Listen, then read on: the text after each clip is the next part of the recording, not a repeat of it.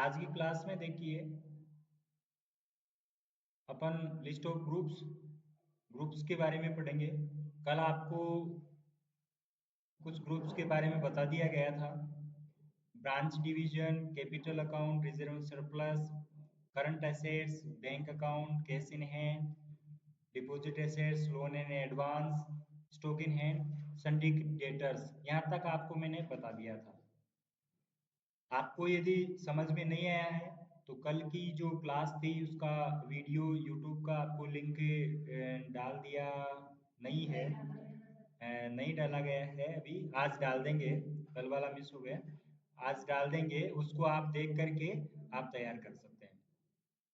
अब इसके बाद में आगे का देखिए, आपको कोई दिक्कत है तो उसको लिंक से देख लेना, फिर भी समस्या आती है तो आप और पूछ लेना, मैं क्लियर करूंगा। अब अपन चलते हैं करंट लाइबिलिटीज में। करंट लाइबिलिटीज क्या है? वर्तमान देनदारियां। अपनी देनदारियां क्या है, अपनी जिम्मेदारियां क्या है? करंट लाइबिलिटीज अपने बिजनेस के अंदर यदि किसी से उधार माल खरीद लिया है तो जिम्मेदारी क्या बन गई है अपनी, कि उसके पैसे लौटाने हैं, अपन को चुकता करना, उसका हिसाब करना। ऐसा होता है। किसी से अपन ने उधार माल खरीद लिया है तो उसको पेमेंट करना, किसी से अपन ने लोन लिया है तो उसको चुकाना, ये अपनी जिम्मेदारी है, लाइबिलिटीज है। यदि अपन ने कोई सामान खरीदा है तो उसके ऊपर कुछ टैक्स लगता है तो गवर्नमेंट को उसका टैक्स जमा करवाना अपनी जिम्मेदारी है। गवर्नमेंट को टैक्स जमा करवाना अपनी जिम्मेदारी है।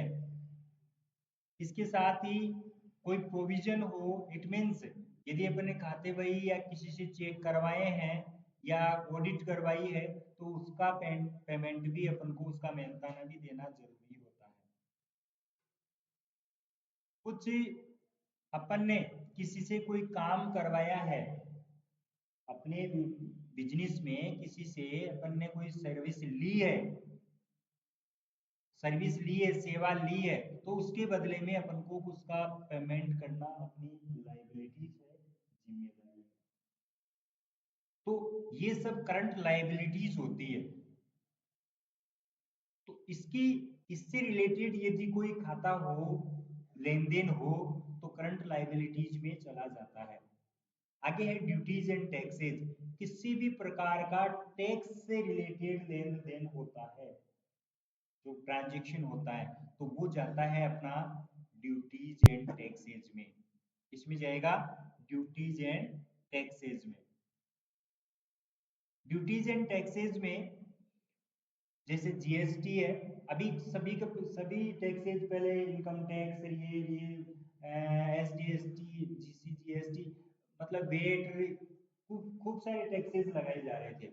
अब केवल जीएसटी है, वस्तु एंड सेवा कर जो है वो टैक्सेस है। और जीएसटी में ही आपको दो प्रकार के जीएसटी देने होते हैं, जीएसटी, एसजीएसटी। तो एक स्टेट का और एक सेंटर का, लेकिन है जीएसटी उसी में। तो जो टैक्सेस लग रहे हैं अपने, वो सारे के सारे टैक्सेस ड्यूटीज एंड टैक्सेस नाम का जो ग्रुप है इसके अंदर डाला जाएगा। ग्रुप क्या है आपको बताया था मैंने, कि जैसे अपने सब्जेक्ट होते हैं उनकी नोटबुक होती है, उसी प्रकार से ये टैक्सेस हैं। उसी नोटबुक की तरह, जैसे हिंदी की नोटबुक में अपन हिंदी का होमवर्क करते हैं, उसी प्रकार से टैक्स से रिलेटेड यदि किसी प्रकार का लेन देन है तो टैक्स ड्यूटीज एंड टैक्सेस वाली जो नोटबुक है इसी के अंदर अपन को लिखना होगा। समझ में आ गया होगा। प्रोविजन, किसी को कोई दिक्कत हो तो बोलिए, यहाँ तक किसी को कोई समझ में नहीं आ रहा हो। यदि आपके पास में आप, अपन भूल जाते हैं, थोड़ा सा मानव का स्वभाव है भूलना, ऐसी पोजीशन में आप लोग इसको नोट कर लें अपनी भाषा में। और फिर भी दिक्कत रहती है तो वैसे वीडियोस आपके सामने अवेलेबल हो जाएगा। प्रोविजन क्या चीज है? प्रोविजन अपन अपने बिजनेस के अंदर जो लेन देन लिखते हैं, जो लेन देन होता है, उस लेन देन की जांच होती है। साल में एक बार उसकी जांच को ऑडिट कहा जाता है। ऑडिट, तो ऑडिट करने के लिए ऑडिटर होता है। ऑडिटर कौन होता है? ऑडिटर होता है सीए। सीए कौन होता है? चार्टेड अकाउंटेंट, हाँ सर जानते हैं, ये चार्टेड अकाउंटेंट सीए की फुल फॉर्म है। सीए जो होता है, चार्टेड अकाउंटेंट होता है, वो लेन देन को, अपने जो बिजनेस में लेन देन होता है उसको जांच करने वाला जो व्यक्ति होता है वो सीए होता है। सीए बनता कैसे है? कॉमर्स लेकर के, जो कॉमर्स लेकर के, और उसके बाद में सीए फाउंडेशन, इंटर, फाइनल, उसकी जो है एक तरह से ट्रेनिंग इंटर्नशिप होती है, वो करने के बाद में जाकर के फाइनल एग्जाम होता है, और फाइनल एग्जाम में पास होने के बाद में आप सीए बनते हैं, जो कि एक आईएएस ऑफिसर से भी बड़ी रैंक रखता है। इंटरनेशनल लेवल का उसके पास में सर्टिफिकेट हो जाता है, और वो बहुत अच्छा काम कर सकता है। घर बैठे उसके पास में लाइसेंस मिल जाता है, कुछ भी काम करवाओ वो काम करने को तैयार रहता है, इनकम से रिलेटेड। गवर्नमेंट में सेवाएं देने के लिए गवर्नमेंट भी ले लेती है, साथ में अपना पर्सनल काम भी कर सकता है। वह योग्य हो जाता है, किसी भी फर्म है, किसी भी कंपनी है, उसमें काम करने के, उसकी जांच करने के लिए सर्टिफिकेट प्राप्त हो जाता है सीए का। तो वो सीए जो है ऑडिट करता है, अपने किसी भी फर्म की जांच करता है, तो उस जांच के बदले में कुछ अपनी फीस लेता है, उस फीस को प्रोविजन में रखा जाता है। समझ में आ गया होगा आपकी प्रोविजन क्या चीज है? कोई सेवाएं देते हैं उसके लिए, जांच लेखा जोखा से रिलेटेड जो जांच होती है उससे रिलेटेड जो प्रोविजन में रखा जाता है। सन्डी क्रेडिटर्स, कल आपको मैंने डेटर्स बताया था, उसके साथ साथ में मैंने क्रेडिटर्स भी बताया था। डेटर्स उधार माल जिसको अपन बेचते हैं उसके खाते डेटर्स में, सन्डी डेटर्स में रखते हैं, और उधार माल जिनसे खरीदते हैं, सन्डी क्रेडिटर्स, उधार माल जिनसे खरीदते हैं उनके खाते सन्डी क्रेडिटर्स में खोला जाता है। ये जो नोटबुक है, ये जो ग्रुप है, इस ग्रुप के अंदर क्या होगा? जिन व्यक्तियों से, जिन पार्टियों से अपन उधार माल खरीदते हैं, उधार माल समझते हैं जिसको पैसे दे के नहीं है और ऐसे ही माल लेके आ जाए, जिसको कि बाद में देना होता है, उसके बदले में रिटर्न जो केस है, किसी प्रकार से अपन को भुगतान करना होता है, वो बाद में किया, उसको अपन उधार कहते हैं। तो उधार माल जिन पार्टियों से खरीदा जाता है, उन पार्टियों के खाते उनको लिखना तो पड़ता है ना, अपन को लिखना पड़ता है कि कितना माल लेके आए हैं अपन, तो उसको लिखेंगे किसमें? इस संडे क्रेडिटर्स नाम की जो नोटबुक है, ये ग्रुप है, इसके अंदर लिखेंगे। इसका खाता कहने का मतलब, इसका लेजर जो है संडे क्रेडिटर्स नाम की जो ग्रुप है इसके अंदर खोलेंगे। डायरेक्ट एक्सपेंसेज, एक्सपेंसेज, एक्सपेंसेज बोले तो खर्चे, एक्सपेंसेज क्या है? खर्चे। डायरेक्ट भी खर्चे होते हैं और इनडायरेक्ट भी खर्चे होते हैं। डायरेक्ट खर्चे जो है दो प्रकार के बताए गए हैं, डायरेक्ट खर्चे और प्रत्यक्ष जो खर्चे हैं, और अप्रत्यक्ष, डायरेक्ट एक्सपेंसेस और इनडायरेक्ट एक्सपेंसेस। डायरेक्ट एक्सपेंसेस कौन से होते हैं? जो प्रोडक्शन पे सीधे तौर पे खर्च होते हैं, प्रोडक्शन पे सीधा खर्चा जो होता है उसको अपन बोलते हैं डायरेक्ट एक्सपेंसेस। और जो अप्रत्यक्ष रूप से होते हैं उनको अपन इनडायरेक्ट एक्सपेंसेस। सर समझ में आ गया? ये तो डायरेक्ट को सीधे तौर पर डायरेक्ट सीधा ही होता है, लेकिन समझ में नहीं आया ये है क्या? क्या समझ में नहीं आया कि ये डायरेक्ट खर्चे होते कैसे हैं? कैसे होते हैं? फॉर एग्जाम्पल समझिए, जैसे स्कूल है, स्कूल के अंदर मोटा खर्चा क्या है? मोटा खर्चा क्या है?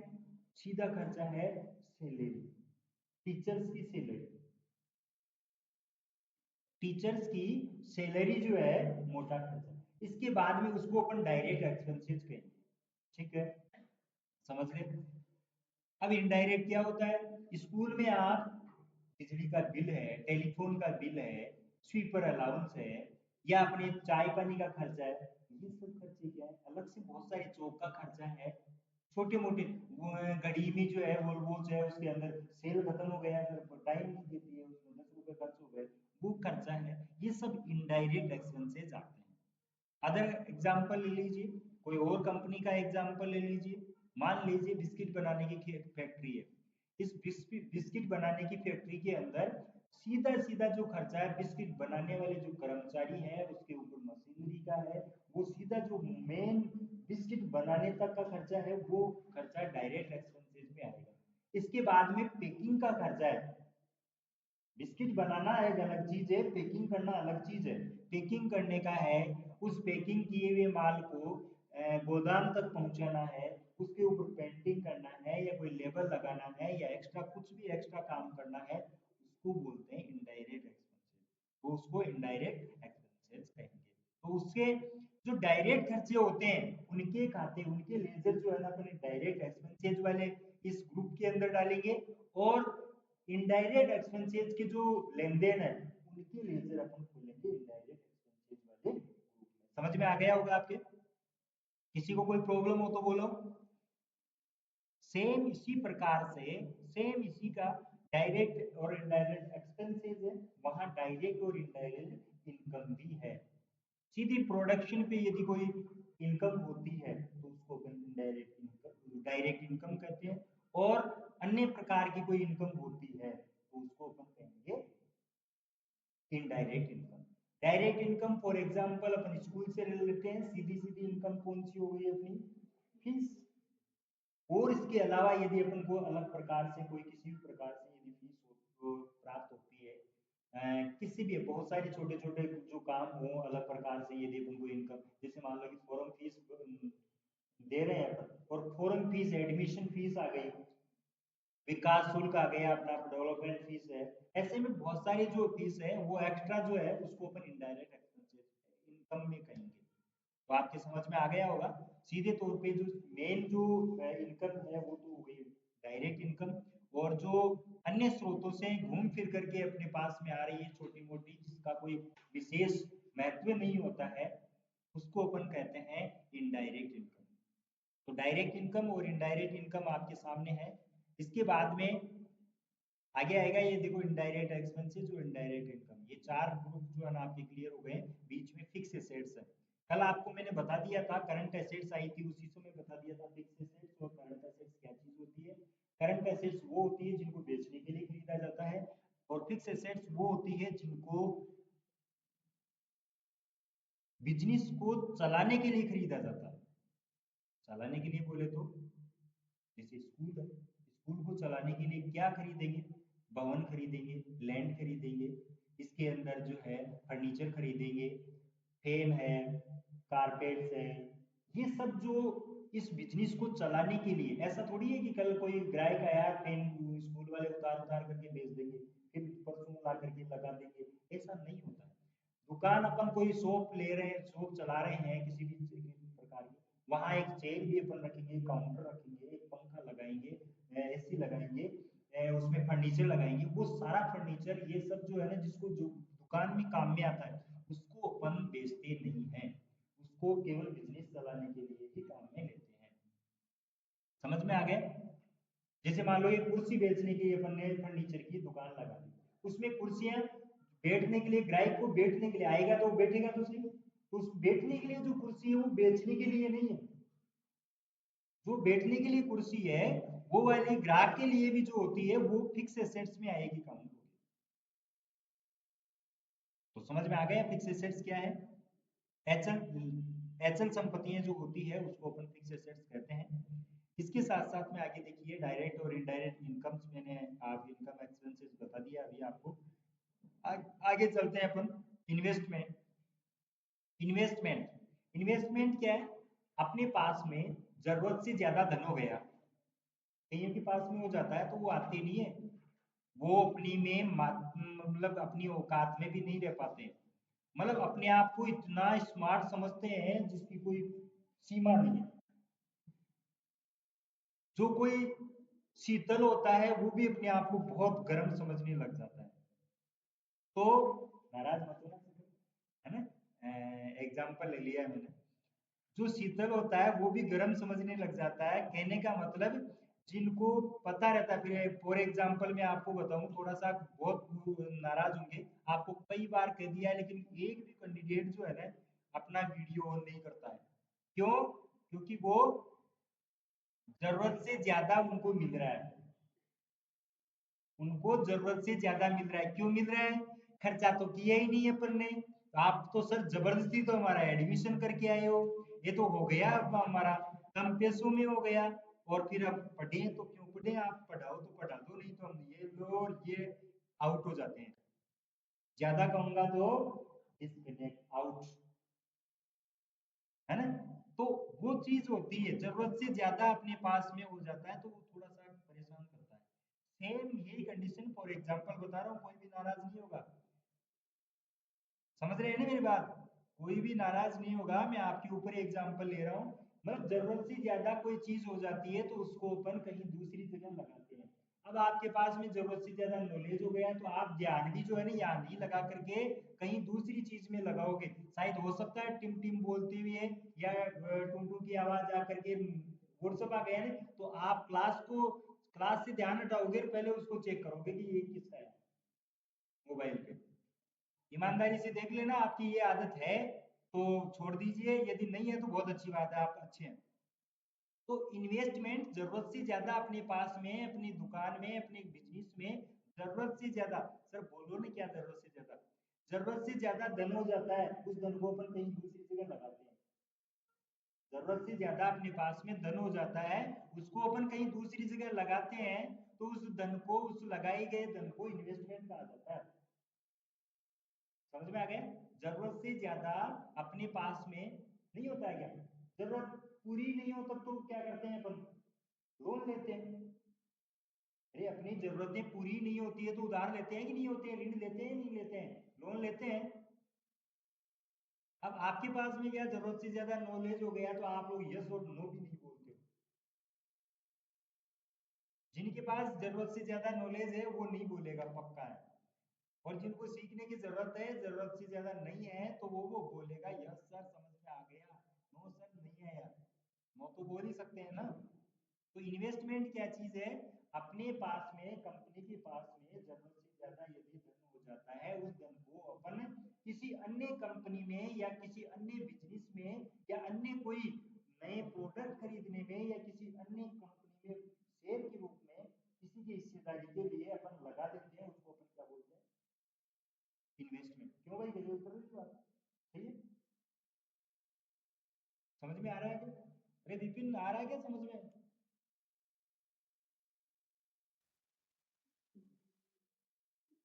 विपिन कहाँ गया? सो रहा है वो तो, नींद आ रही है विपिन।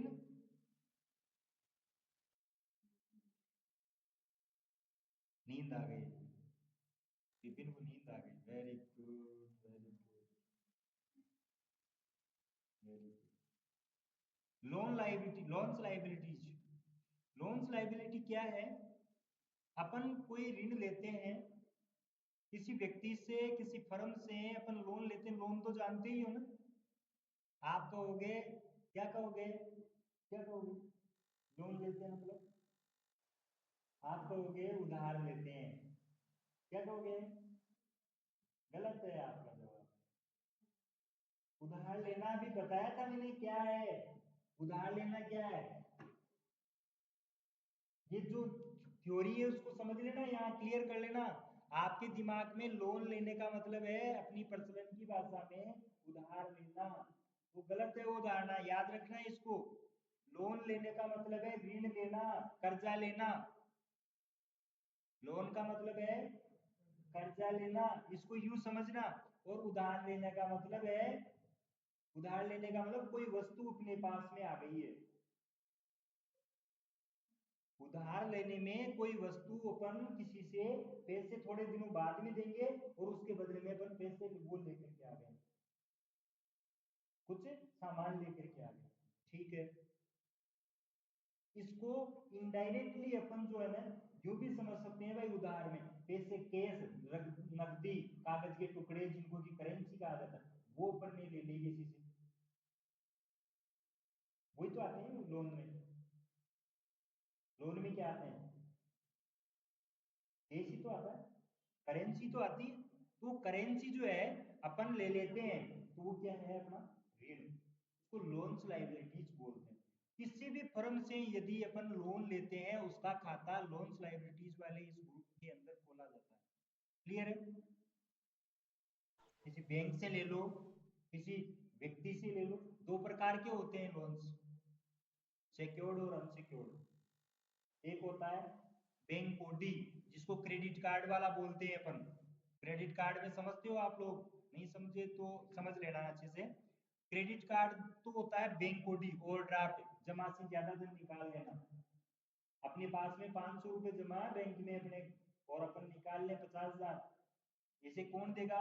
उसमें बैंक अपन को लिमिट दे देता है कि भाई आपकी लिमिट है, आप 50,000 रुपए तक का पैसे निकाल सकते हो तक, लेकिन आपकी कंडीशन है, क्या कंडीशन है कि आप 1 महीने के भीतर भीतर उस पैसे को वापस जमा करवाओगे। ठीक है, इस पे ब्याज लगेगा, बोला 1 महीने के भीतर जमा करवा दोगे तो 1 रुपया भी नहीं लगेगा। ठीक है, ये तो अच्छी बात है। तो आप क्या करोगे, 20 रुपए, 20,000 30,000 रुपए आपको जरूरत पड़ गई 20 तारीख को, और आपने 20,000 50,000 का सामान खरीद लिया। 30 तारीख पहले यदि आपने 30,000 50,000 जितने लिए बैंक में वापस जमा नहीं करवाया तो 5 रुपए 7 रुपए इस तरीके से वो ब्याज लगा करके आपके ऊपर चार्ज करेगा। यदि वो नहीं दिया तो आपकी संपत्ति पूर्ण कर लेगा। ये होता है क्रेडिट कार्ड। यदि आपने 25 तारीख से पहले ही आपने जमा करवा दिए, कुछ होते हैं एक्टिव होते हैं जो क्रेडिट लिमिट ले लेते हैं, 1 तारीख को सामान खरीद लिया, 25 तारीख पहले पहले जो है वो जमा करवा देते हैं, 29 तारीख पहले पहले जमा करवा देते हैं, और उसके बाद में 1 तारीख को फिर वापस सामान खरीद लेते हैं, या पैसे या कुछ भी निकाल करके उसका यूज बिना पैसे के, बिना ब्याज के, बिना ब्याज दिए हुए वो इतना यूज करते रहते हैं। इससे क्रेडिट कार्ड से इसलिए फायदेमंद भी है, लेकिन चूक गए तो आपके लिए गले की फांसी से कम नहीं है। फांसी खा लेना अच्छा है, बाकी क्रेडिट कार्ड से पैसे लेना बहुत बुरा है। मैं ये समझता हूँ इतना बुरा होता है। फिर आता है सिक्योर्ड लोन और अनसिक्योर्ड लोन। बैंक ओडी को अपन क्रेडिट कार्ड वाला जो होता है, ओवरड्राफ्ट भी बोलते हैं इसको, बैंक ओडी को, जो ये एक सशर्त लोन भी है, इसको अपन सिक्योर्ड लोन भी कहेंगे। बाकी बैंक ओडी का अलग से दिया है तो उसको बैंक ओडी अपन कहेंगे, करंट अकाउंट उसका खुलता है। और सिक्योर्ड लोन और अनसिक्योर्ड लोन ये क्या होते हैं? लोन तो लोन होते हैं, लेकिन सिक्योर्ड, सिक्योर्ड का मतलब सशर्त लोन, और अनसिक्योर्ड में बिना असुरक्षित लोन। किसी व्यक्ति से अपन लोन ले लें, किसी व्यक्ति से चलते दोस्त से अपन उधार ले लेते हैं, भाई 5 लाख रुपए दे दे भाई, 15 दिन बाद में दे दूंगा, लेते हैं कि नहीं लेते हैं किसी से? तो उस ऐसे लोन को अपन बोलते हैं, वो व्यक्ति अपने से जमीन जायदाद जायदाद के वो कागज या भवन भूमि के कागज नहीं मांगता है, उसको अपन बोलते हैं अनसिक्योर्ड लोन। जो अपने बदले में कोई सिक्योरिटी नहीं देता है उसको अनसिक्योर्ड लोन बोलते हैं। क्लियर? और जो बदले में, जो लोन देने के बदले में क्या ले, कुछ सिक्योरिटी ले।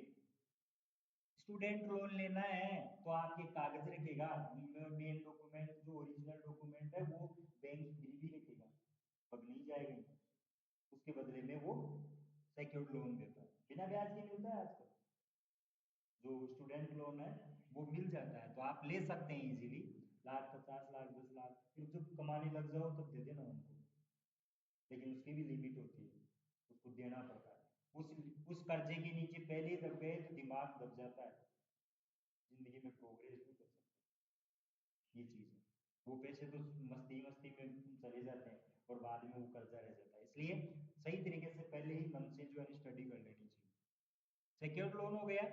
सशर्त लोन, फॉर एग्जांपल और बता देता हूं मैं आपको, अपन जो है कोई गाड़ी के ऊपर लोन लेते हैं तो जो लोन प्रोवाइडर जो कंपनियां होती है, ऋण देने वाले जो बैंक होते हैं, वो अपने पहले कागज देती है, चाहे आपकी आईटीआर लो, आपके कोई भवन हो, पट्टा हो, या फिर जो है किसी प्रकार का कोई आपके पास में दस्तावेज हो, उसकी गारंटी देती है। यदि आप ऐसा नहीं करते हो, नहीं उस लोन को चुकता नहीं करते हो, तो उस लोन के बदले में वो कुर्क कर दी जाती है। अब आप यूं समझिए, सिक्योर्ड और अनसिक्योर्ड लोन की जरूरत कहाँ पड़ती है? सिक्योर्ड लोन, यदि कंपनी दिवालिया हो जाती है, अपनी कंपनी अपन चला रहे हैं, चलाते चलाते जो है ना अपन लॉस में गए, चले जा सकते हैं, कई बार होता है ऐसा। जैसे विजय माल्या जो है भगोड़ा घोषित हो गया, उसको जो दिवालिया दिखा दिया, उसने करोड़ों का रुपए जो लोन ले लिया बैंकों का, कितने 25,000 करोड़ का लोन ले रखा उसने, 25,000 करोड़ लेकर के खा करके डकार भी नहीं ली उसने, और भाग गया लंदन में जाकर के छुप गया। ये लो साहब, आप मत सीख लेना ऐसे ऐसे। अभी जो है ना, वो जो गवर्नमेंट है, पिछली जो कांग्रेस गवर्नमेंट थी, उसने ये वादा किया था कि एक, दो, तीन, चार, पाँच, छ, सात, आठ, नौ, 10, पूरे 10 दिन में आपका लोन माफ कर दूंगा। किसानों ने देखा ये तो मजा आ गया, 10 दिन में अपने सारे लोन 5-5 लाख, 2-2 लाख, 10-10 लाख के लोन थे, वो जब वो हो जाएंगे, माफ हो जाएंगे, आपके लोन माफ हो जाएंगे। अब वो लोन जो है आज 5 साल बीत गए, अभी तक भी वो माफ नहीं हुए। अब लोन माफ नहीं हुआ, इसका मतलब क्या हुआ, 5 साल पहले यदि उसका चल रहा था और उस जांचे में आकर के उसने जमा नहीं करवाया तो उसका ब्याज तो ले रहा है। उसके बाद में वो इस साल होगा, 1 महीने बाद में, 2 साल में, 3 साल में, 4 साल, 5 साल उसने निकाल दी, बैंक की नजर में वो क्या हो गया, चोर साबित हो गया। हुआ कि नहीं हुआ? वो किसान जो है गवर्नमेंट उस बैंक की नजर में डिफाल्टर घोषित हो गया, और डिफाल्टर होने के बाद में इस 5 साल में भी दोबारा चुनाव आ गए। वो चुनाव उस लोन के कारण से अब जो है वही गवर्नमेंट जिसने वादा किया था वो क्या है, पीछे सरक गई और अब चुप है, नहीं किया। तो आज वही किसान जो है उनके विपरीत खड़े हो गए, वो इतना इतना दुखी हो रहे हैं कि हम हमें ये भी भरोसा भी नहीं देते तो कम से कम हम चुका ही देते, लेकिन हम डिफॉल्ट हो गए, थोड़े थोड़े जमा करते। पहले यदि समय पर जमा करवाते हैं तो 25% ब्याज लगता है, सवर्णी 25%, 25% नहीं, 0.25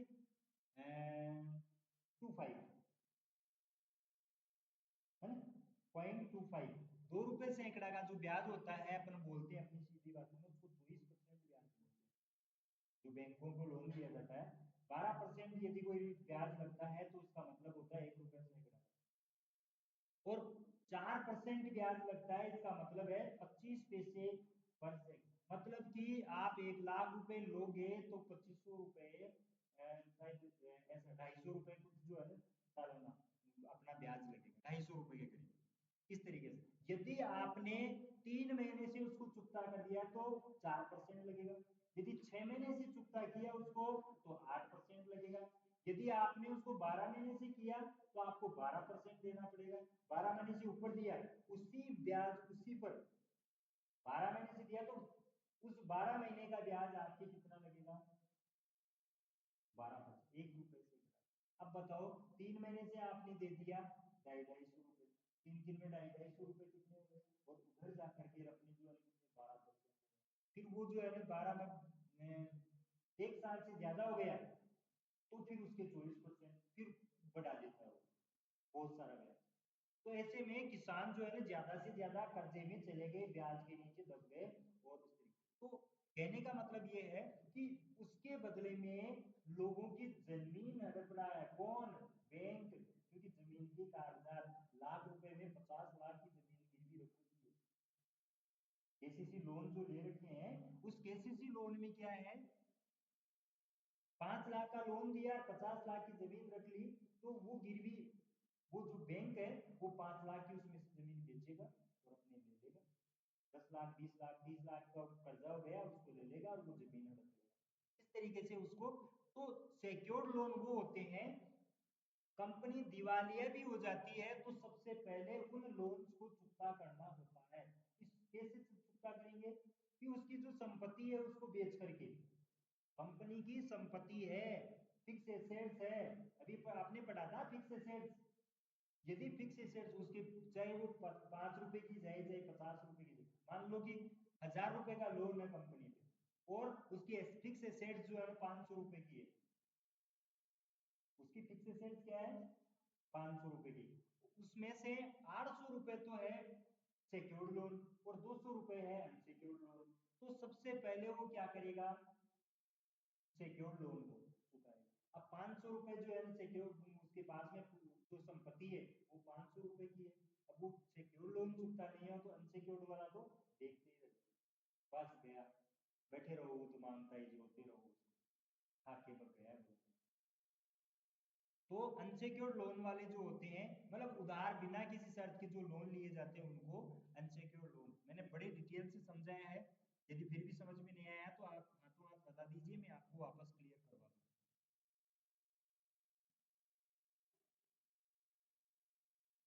शायद समझ में आ गया है। मिस एक्सपेंसेस, यदि अपन कोई भूले बिसरे खाते हो या कोई भी लेन देन का मैटर हो, वो अपन समझ में नहीं आ रहा हो कि कहाँ जाएगा कहाँ नहीं जाएगा, ऐसी स्थिति में जो है उसको मिस एक्सपेंसेस में डाल देते हैं, उसमें लिख देते हैं, ठीक है। और परचेज अकाउंट, जो भी परचेज अकाउंट में परचेज का खाता खुलता है, परचेज अकाउंट है, इसमें जो जो ग्रुप है इसमें परचेज नाम से ही ग्रुप वो लेजर खुलता है, खाता खुलता है। सेल्स में सेल्स का खाता खुलता है। सस्पेंस अकाउंट है, संदेहास्पद जो भूले बिसरे खाते होते हैं उनको इसमें खोला जाता है, जब याद आ जाती है तो उसको ट्रांसफर कर दिया जाता है। ये सस्पेंस अकाउंट जो होते हैं वो अपनी बैलेंस शीट में ऐड नहीं होते हैं, वो सीधे रहते हैं, उनको जब याद आ जाती है तो उनको उसमें ऐड कर दिया जाता है सीधे सीधा। ये आपके प्रूफ है, आज आपको इतना ही बताऊंगा, इनको तैयार करना, और किसी प्रकार की कोई परेशानी हो तो आप बोल दीजिए।